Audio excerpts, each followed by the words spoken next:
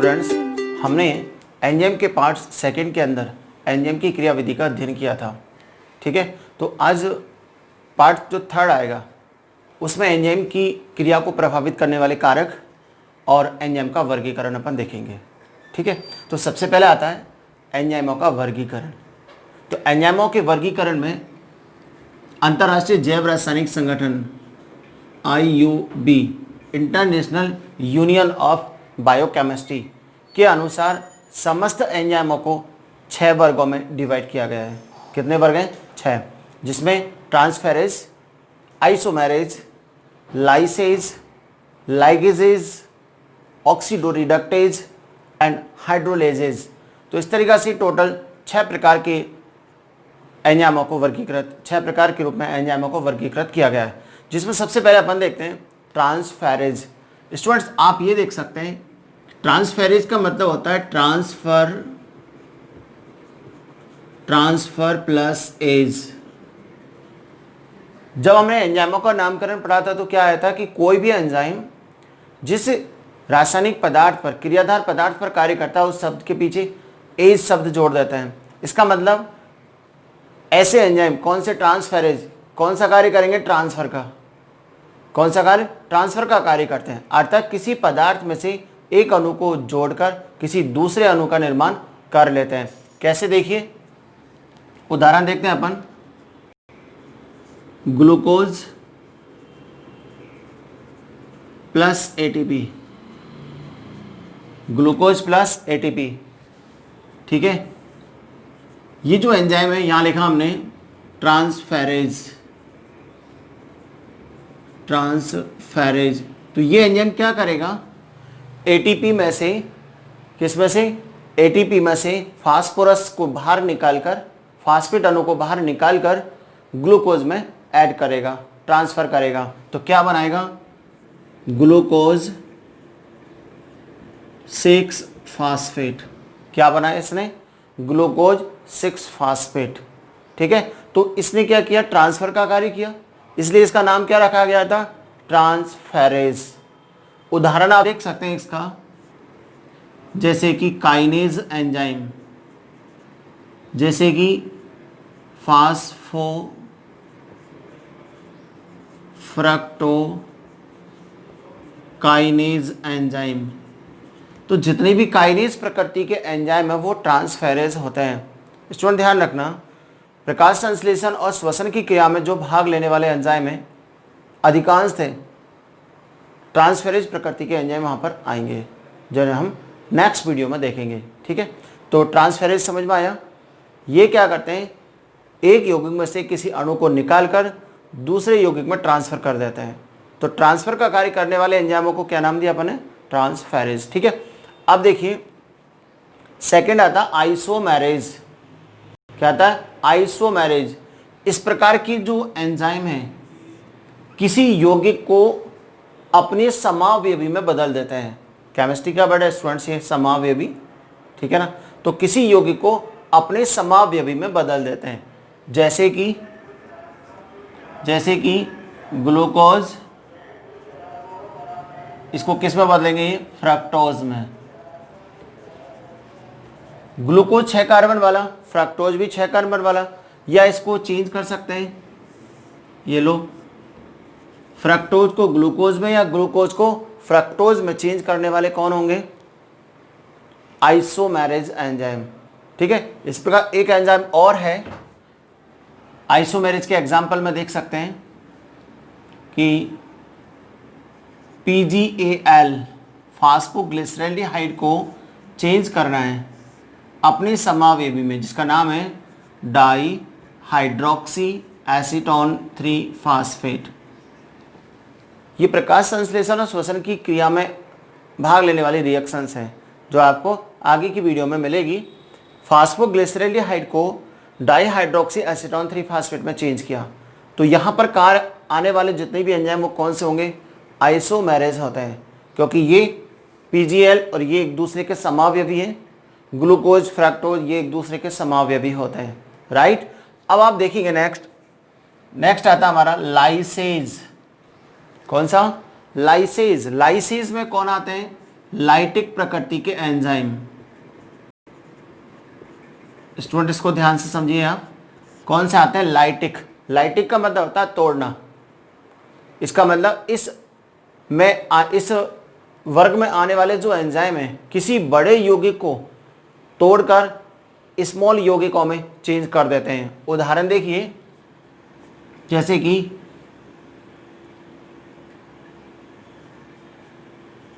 Aldolase enzyme. Aldolase enzyme का function आप देखिए कि ये फ्रक्टोज 1,6 डाइफास्फेट, कितने कार्बन वाला? ये 6 कार्बन। ठीक है, इस बड़े यौगिक को ये तोड़कर हमने ऊपर नाम लिख दिया एल्डोलेज। तो ये किस में चेंज करेगा? PgAl plus dihydroxy acetone 3 phosphate के अंदर। इसमें भी 3 कार्बन होते हैं, इसके अंदर भी 3 कार्बन होते हैं। तो लाइटिक का मतलब क्या बताया था मैंने आपको? ब्रेक करना, तोड़ना।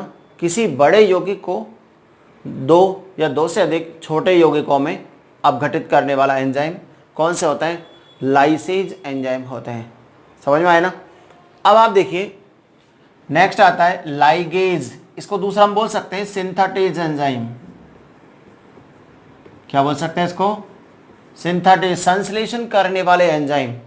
संश्लेषण का मतलब इस प्रकार के जो एंजाइम हैं वो 2 छोटे पदार्थों को ATP से ऊर्जा लेकर जोड़ देते हैं और जोड़ करके एक नया प्रोडक्ट संश्लेषित होता है, नए पदार्थ का निर्माण होता है। इसलिए इसको हमने क्या बोला? Synthetase enzyme. उदाहरण देखिए, पायरुवेट प्लस CO2, इन्होंने ATP से ऊर्जा लेकर क्या बनाया? Pyruvic acid. ठीक है, इसी तरीक़ा से सक्सीनेट प्लस CO2, ऊर्जा ली इन्होंने ATP से और बना दिया सक्सीनिक एसिड। तो इन्होंने क्या किया? इस वर्ग में जितने भी एंजाइम आते हैं, लिगेज बोल सकते हैं, लाइगेजेज बोल सकते हैं, सिंथेटेज बोल सकते हैं, ये क्या करते हैं कि ATP से ऊर्जा लेकर 2 छोटे पदार्थों को जोड़कर एक नए और बड़े पदार्थ का निर्माण करते हैं, संश्लेषण करते हैं। इसलिए इसको क्या बोलते हैं? लाइगेजेज या सिंथेटेज एंजाइम। ठीक है, इसके बाद आता है ऑक्सीडो रिडक्टेज एंजाइम। कौन सा? Oxido reductase. ऑक्सीडो ऑक्सीडेशन का कार्य करने वाले, रिडक्टेज रिडक्शन का काम करने वाले, मतलब ऑक्सीकरण अपचयन का कार्य करने वाले एंजाइम इस वर्ग में आते हैं। कौन सा? Oxido reductase. तो ऑक्सीडो रिडक्टेज ऑक्सीकरण जिसमें ऑक्सीजन का योग होता है, रिडक्शन अपचयन जिसमें H+ आयन और इलेक्ट्रॉन का योग होता है। ठीक है, तो ऑक्सीकरण अपचयन की क्रियाओं में भाग लेने वाले एंजाइम इस वर्ग के अंदर आते हैं। उदाहरण देखिए, यह लिखा हुआ है कि एमाइलेज,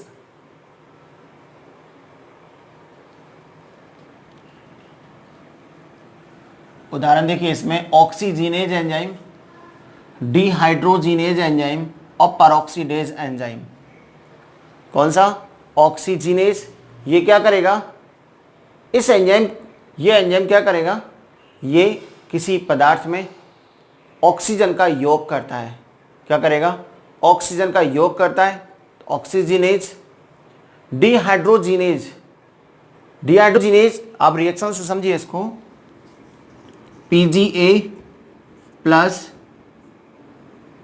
NaDH2 और इन्होंने बनाया PgAl प्लस NaD। तो अब ध्यान से देखिए, डिहाइड्रोजीनेज अर्थात अपचयन का कार्य करने वाले एंजाइम। अपचयन का कार्य करने में क्या हुआ? यहाँ से H+ आयन बाहर निकले और इसमें ऐड हुआ, तो इसका क्या हो गया? अपचयन किस में बदल गई? PgAl में। ठीक है, तो PGA का क्या होता है? अपचयन। और किस में हो गया अपचयन? PgAl में। और क्या निकल गया? NaD। इसका मतलब इन्होंने क्या किया, H+ और इलेक्ट्रॉन का स्थानांतरण करने वाले एंजाइम कौन से होते हैं, डिहाइड्रोजीनेज एंजाइम होते हैं। ठीक है, एक आता है पेरोक्सीडेज। पेरोक्सीडेज ये H2O2 का अपघटन करने वाले होते हैं। क्या करेंगे, H2 और O2 का, H2O2 हाइड्रोजन पेरोक्साइड का अपघटन करने वाले होते हैं। ठीक है, इसके बाद आता है लास्ट हाइड्रोलेज प्रकृति के एंजाइम। कौन सा, हाइड्रोलेज प्रकृति के एंजाइम। हाइड्रोलेज में क्या होता है, ये जल अपघटन का कार्य करने वाले एंजाइम होते हैं। कौन सा होता है ये, जल अपघटन की क्रिया का कार्य करने वाले, अर्थात समस्त पाचक एंजाइम हाइड्रोलेज प्रकृति के होते हैं, जो जल की उपस्थिति में अपना कार्य करते हैं और बड़े यौगिक का अपघटन कर उसे स्मॉल यौगिकों में बदल देते हैं। तो वो क्या होते हैं, हाइड्रोलेजिस प्रकृति के होते हैं। ध्यान रखना, इसमें जल के अणु का योग होता है, इसलिए इसको क्या बोला, हाइड्रोलेज। जल अपघटन का कार्य करने वाले अर्थात समस्त पाचक एंजाइम कौन से होते हैं, हाइड्रोलेज प्रकृति के होते हैं। उदाहरण देखिए, जैसे कार्बोहाइड्रेज, अर्थात ये हाइड्रोलेजिस प्रकृति के जो एंजाइम है ये क्या करेंगे, शर्करा का अपघटन करते हैं, पॉलीसैकेराइड्स का अपघटन करते हैं, जिसके यौगिकों के बीच में जो ग्लाइकोसाइडिक बॉन्ड होता है, किसका, ग्लाइकोसाइडिक बॉन्ड होता है, उसे अपघटित कर देते हैं छोटे भागों में, जैसे सुक्रेज, माल्टेज, लैक्टेज और इसी तरीक़ा से एमाइलेज। एमाइलम अर्थात स्टार्च का पाचन करने वाले एमाइलेज, सुक्रेज सुक्रोज का पाचन करने वाले सुक्रेज एंजाइम, माल्टेज माल्टोज का अपघटन करने वाले एंजाइम माल्टेज, लैक्टेज दुग्ध शर्करा लैक्टोज का अपघटन करने वाले एंजाइम लैक्टेज होते हैं। ठीक है, तो ये सब कौन हुए, जो ग्लाइकोसाइडिक बॉन्ड को तोड़कर किसी बड़े यौगिक को छोटे यौगिकों में बदल देते हैं, अर्थात उसका अपघटन कर देते हैं या पाचन का कार्य करते हैं। इसके बाद आता है हाइड्रोलेजिस में प्रोटीएज प्रकृति के एंजाइम। प्रोटीएज का मतलब प्रोटीन का अपघटन करने वाले। प्रोटीन में कौन सा बॉन्ड होता है, पेप्टाइड बॉन्ड।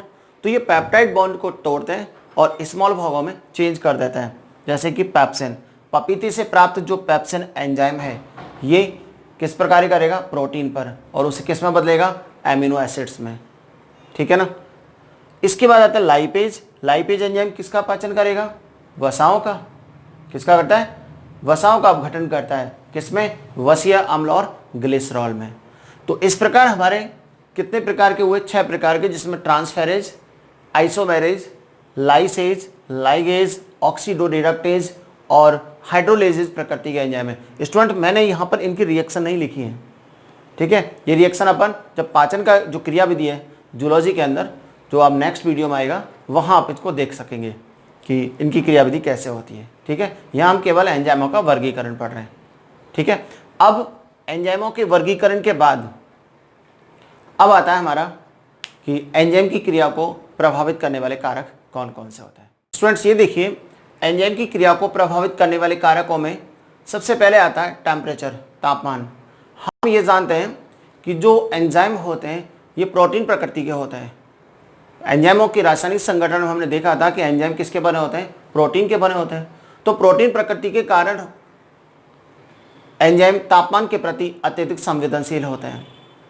ठीक है, इसका मतलब एक विशेष एंजाइम एक विशेष तापमान पर सर्वाधिक कार्य करता है। उस तापमान से कम और अधिक होने पर एंजाइमों की सक्रियता समाप्त हो जाती है। तो एंजाइमों के लिए लगभग ये माना गया कि 20 से लेकर के और 35 डिग्री सेल्सियस टेम्परेचर एंजाइमों के लिए एक अनुकूलतम तापमान होता है। ठीक है ना। तो इस तापमान से कम और अधिक होने पर एंजाइमों की सक्रियता, क्रियाशीलता की दर समाप्त हो जाती है। 20 से कम होने पर एंजाइम निष्क्रिय हो जाते हैं। आपने देखा होगा कोल्ड स्टोरेज है, फ्रीज वगैरह है, वहाँ पर टेम्परेचर कम होने के कारण जो फल वगैरह होते हैं वो सुरक्षित बने रहते हैं। ठीक है, क्योंकि उसमें उपस्थित जो शर्करा है, जो खाद्य वस्तु होती है, खाद्य पदार्थ होते हैं, उन पदार्थों का ऑक्सीकरण या अपघटन नहीं हो पाता, क्योंकि उसमें उसका कार्य करने वाले एंजाइम निष्क्रिय हो जाते हैं, तो वहाँ पर जीवाणु वगैरह नहीं लग पाते। 35 से अधिक तापमान होने पर, इसका मतलब उच्च तापमान होने पर, तो उच्च तापमान होने पर प्रोटीन के विकृतीकरण के कारण ध्यान रखना स्टूडेंट्स, प्रोटीन के विकृतीकरण के कारण एंजाइमों की सक्रियता समाप्त हो जाती है। ठीक है ना। तो आप देखिए, एक साइंटिस्ट था वान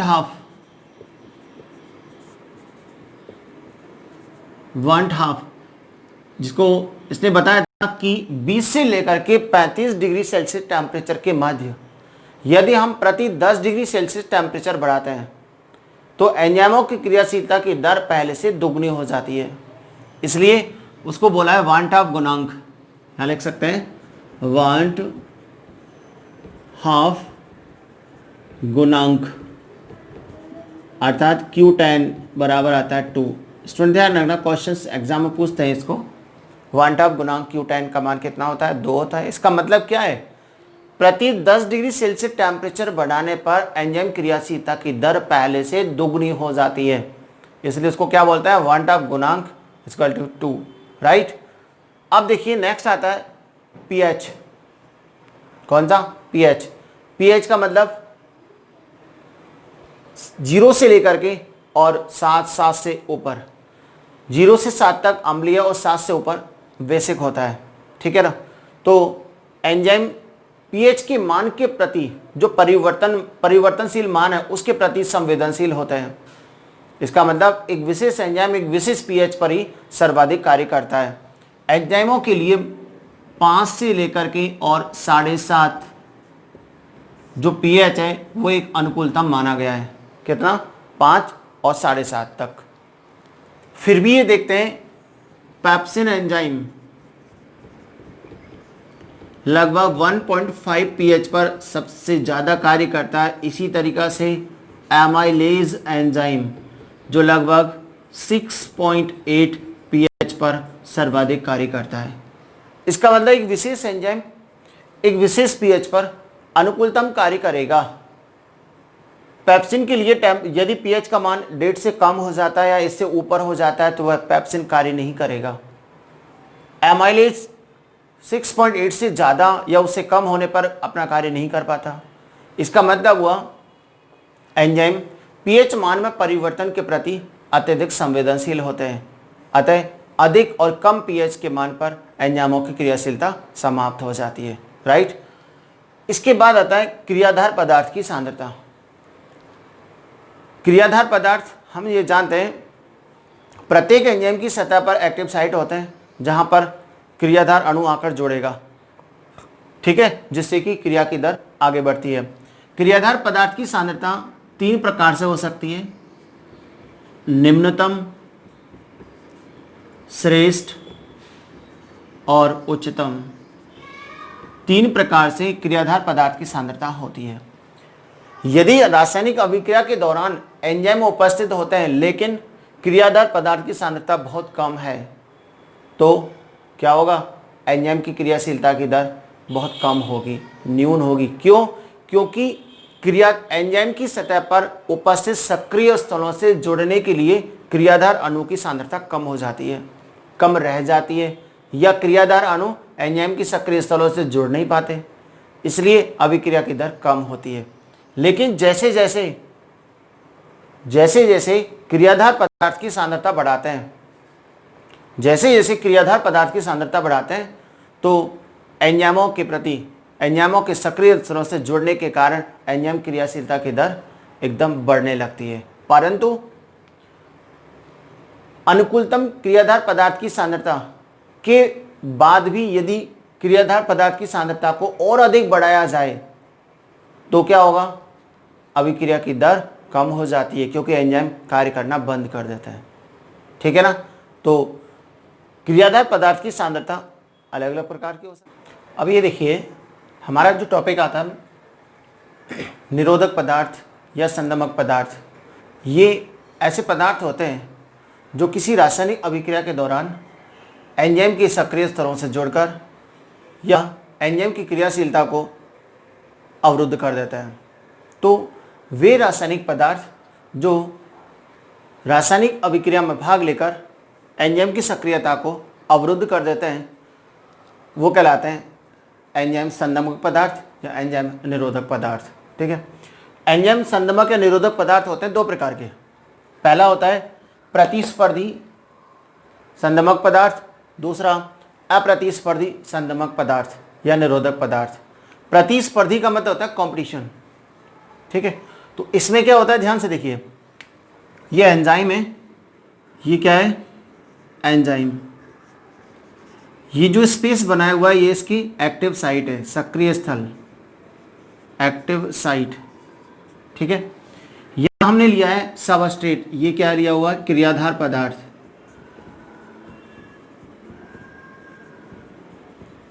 और ये है प्रतिस्पर्धी संदमक पदार्थ।